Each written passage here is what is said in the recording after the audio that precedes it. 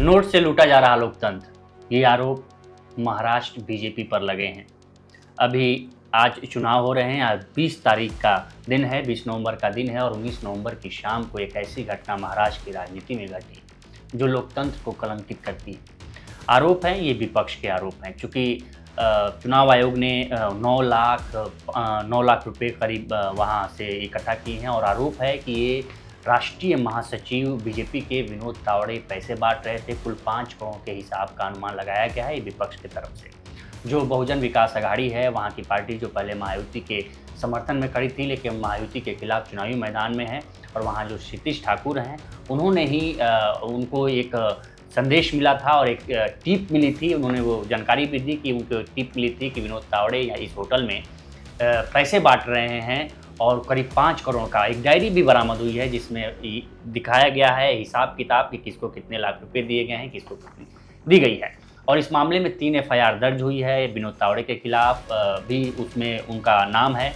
और जो 3 एफआईआर दर्ज हुई हैं, एक चुनाव से 48 घंटे पहले जो एकदम सन्नाटा रहता है, चुनाव प्रचार नहीं कर सकते, किसी प्रकार की गैदरिंग नहीं कर सकते, उसके आरोप में विनोद तावड़े पे एक एफआईआर हुई, एक पैसों के कैश कांड पे एक एफआईआर हुई है और एक बहुजन विकास अघाड़ी के खिलाफ भी एक एफआईआर हुई है। ये चुनाव आयोग ने एफआईआर की है।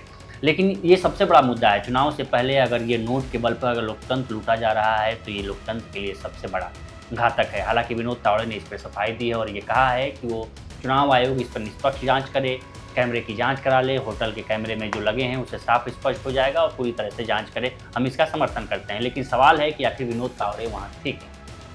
विनोद तावड़े की राजनीति क्या है, विनोद तावड़े राजनीति में कैसे आए और महाराष्ट्र की राजनीति के साथ साथ एक ताकतवर राष्ट्रीय महासचिव कैसे बने, क्योंकि वही विनोद तावड़े हैं जो 2019 में उनका विधायक का टिकट काट दिया गया था। यानी कि विधानसभा 2014 में विधानसभा का चुनाव लड़े थे। विधानसभा चुनाव के बाद से वो मंत्री भी बने थे देवेंद्र फडणवीस की सरकार में, लेकिन 2019 में उनका टिकट काट दिया गया। अचानक टिकट कटने से सब हक्का बक्का रह गए थे। हालांकि माना जाता है कि विनोद तावड़े देवेंद्र फडणवीस के कंपटीटर हैं, यानी कि अगर मुख्यमंत्री का चेहरा अगर देवेंद्र फडणवीस नहीं होते तो विनोद तावड़े होते। अभी भी जब कहा जा रहा है कि जब महाराष्ट्र में मराठा और देवेंद्र फडणवीस चूँकि ब्राह्मण समाज से आते हैं और मराठा और ब्राह्मण को लेकर जब ये ऐसी पहल है कि मराठा बीजेपी के खिलाफ है, ऐसे में विनोद तावड़े एक मराठा परिवार से आते हैं और उनका संबंध, सबसे बड़ी बात है कि जिस संबंध देवेंद्र फडणवीस आरएसएस से आते हैं वैसे ही विनोद तावड़े भी आरएसएस और इससे पहले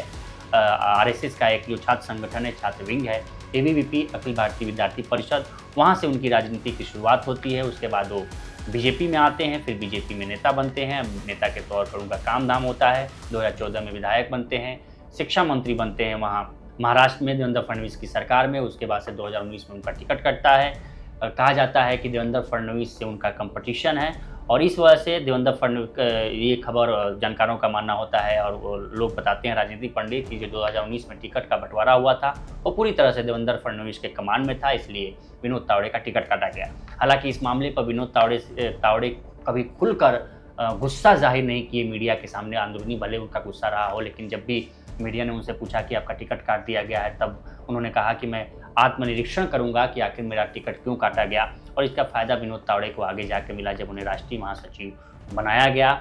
ऐसे वक्त में जब एक बीजेपी में शून्यता चल रही थी, एक तरफ सुषमा स्वराज की मृत्यु हो गई थी, अरुण जेटली की मृत्यु हो गई थी, तब एक शून्य के तौर पे बीजेपी थी। वैसे वक्त में इनकी विरासत को संभालने के लिए विनोद तावड़े आए। विनोद तावड़े का प्रभाव इस बात से देखा जाता है, जब 2024 में जो लोकसभा चुनाव के दौरान जब टिकट बांटने की बारी आई तो सबसे पहले 195 जो कैंडिडेट की लिस्ट थी उसमें प्रधानमंत्री मोदी का पहला नाम था। विनोद तावड़े ने ही उसकी घोषणा की थी। और बिहार की राजनीति में भी उनका बड़ा हस्तक्षेप रहता है, क्योंकि बिहार बीजेपी के वो प्रभारी हैं। इससे पहले वो हरियाणा के प्रभारी बनाए गए थे और कहा जाता है कि उन्होंने विश्वास जीता, आलाकमान, बीजेपी आलाकमान का विश्वास जीता। और ये भी कहा जाता है कि एक स्टेटमेंट में उन्होंने कहा था कि लोग जब महाराष्ट्र से दिल्ली में आते हैं तो उनका मन नहीं लगता है, लेकिन मेरा महाराष्ट्र से दिल्ली आने पर दिल्ली में मेरा मन लगा है। और इस चुनाव में भी ये एक थ्योरी दी जा रही थी कि अगर हो सकता है कि बीजेपी कहीं एज पे फंसे और किसी अन्य पार्टियों के समर्थन से सरकार बनती है तो पार्टियां ये कहेंगी कि भाई मराठा कैंडिडेट हमें चाहिए न कि ब्राह्मण कैंडिडेट, ऐसे देवेंद्र फडणवीस का पत्ता कटता। और इसके पीछे कहानी एक और थ्योरी दी जा रही है कि जो विनोद तावड़े का जो ये पैसा कांड हुआ है, उसमें कहीं ना कहीं देवेंद्र फडणवीस का हाथ है और इनको दबाने की कोशिश है। ये अंदरूनी मामले में चल रही है, सूत्र बता रहे हैं, राजनीतिक पंडित अपना एनालिसिस लगा रहे हैं।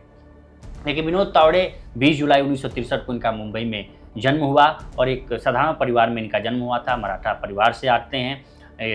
जैसा कि हमने बताया कि अखिल भारतीय से विद्यार्थी जो आरएसएस का राष्ट्रीय छात्र संघ विंग है, छात्र विंग है, वहाँ से उन्होंने राजनीति की शुरुआत की। उसके बाद से ये धीरे धीरे बीजेपी के पूर्णकालिक सदस्य बने और ये उस वक्त के राष्ट्रीय महासचिव रहे प्रमोद महाजन, जो सबसे ताकतवर राष्ट्रीय महासचिव माने जाते थे आडवाणी और के समय।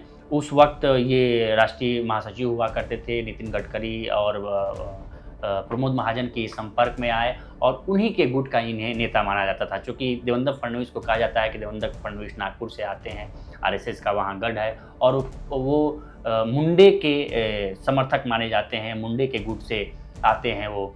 और ये चूँकि नितिन गडकरी और प्रमोद महाजन के गुट से आते हैं, तो इसको लेकर भी क्लैश था। उसके बाद से इन्होंने 1980 में, जैसा कि हमने बताया कि 1980 में एबीपी इन्होंने ज्वाइन किया।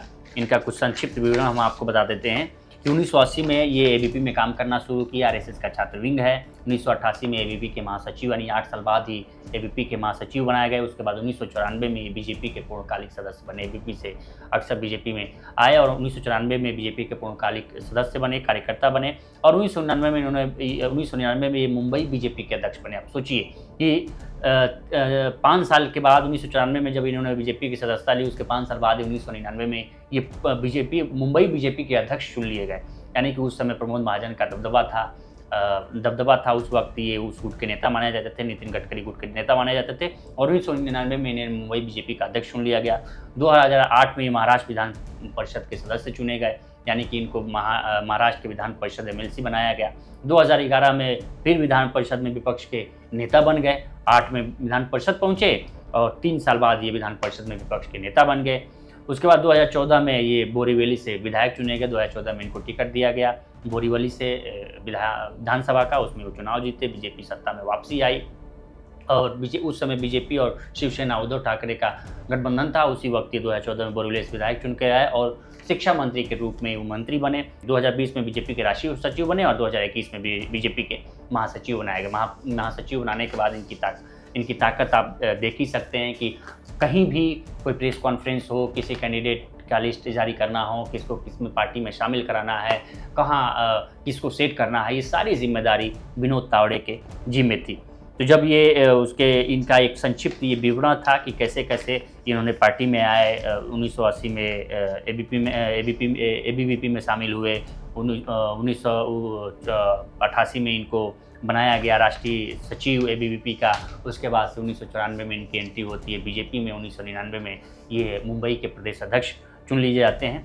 उसके बाद 2014 में बोरीवली से विधानसभा के चुनाव लड़ते हैं। इससे पहले एमएलसी चुने जाते हैं, उसके बाद विपक्ष के नेता बनते हैं और 2014 में विधानसभा पहुंचते हैं बोरीवली से और वहां से शिक्षा मंत्री के रूप में ये देवेंद्र फडणवीस की सरकार में आते हैं। उसके बाद से एक इंटरव्यू के दौरान भी जब पूछा गया कि भाई आप महाराष्ट्र दिल्ली में हैं, अभी महाराष्ट्र में की राजनीति को आप कैसे देखते हैं, तो उन्होंने कहा था कि एक बड़ा वायरल इंटरव्यू था जिसमें उन्होंने कहा था कि ओनली राष्ट्र नो महाराष्ट्र। इनका एक नारा भी एक तरह से कहा जाता है कि इन्होंने दिया था। और अब जब विनोद तावड़े जब फिर से दोबारा महाराष्ट्र की राजनीति में सक्रिय हुए अभी, तो उसके बाद से आज कल जो कैश 19 नवंबर को कैश कांड हुआ, उसमें सबसे बड़े आरोप लगे उन पर कि उन्होंने पैसे देकर वोट खरीदने की कोशिश की है। उसके बाद से ये धीरे धीरे जब 2014 में ये मंत्री बने, तो उस बाद से खबरें आने लगी कि इनका देवेंद्र फडणवीस के साथ मुख्यमंत्री जो तत्कालीन मुख्यमंत्री थे उनके साथ ये बन नहीं रही है। उसके बाद से धीरे धीरे केंद्र में आए। केंद्र में आला कमान के नेताओं के संपर्क में आया, आला कमान से अच्छी पैठ बनाई और फिर से महाराष्ट्र की राजनीति में सक्रिय हो गए। लेकिन ये कैश कांड ने फिर से उनको एक तरह से राजनीतिक हाशिए पर ढकेल दिया है। हालांकि आरोप है, बाद में जांच होगी, क्या सत्यापित होता है, चुनाव आयोग क्या जाहिर करता है, इसके बाद ये पता चलेगा कि आखिर विनोद तावड़े की उसमें भूमिका क्या रही। तो ये था विनोद तावड़े का राजनीतिक इतिहास। फिलहाल इस वीडियो में इतना ही। बाकी देश दुनिया की तमाम खबरों के लिए बने रहें लोकमत हिंदी के साथ। नमस्कार।